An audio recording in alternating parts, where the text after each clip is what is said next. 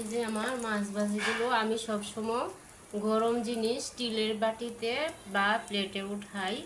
এই যে আমার মাছ ভাজিগুলো দেখি, মাছ ভাজি করছি এই কড়াইয়ের মধ্যে।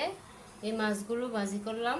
এখন আমি এই কড়াইতেই বেগুন ভাজি করব। বেগুনগুলো আমি এরকম করে পাতলা পাতলা করে কাটছি, খুব মোটা করে কাটি না একটা।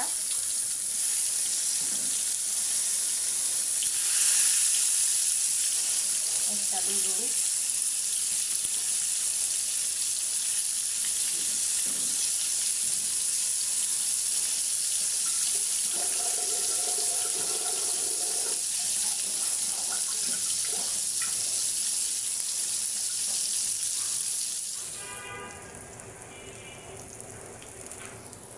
বেগুনগুলো আমি উল্টাই দিলাম।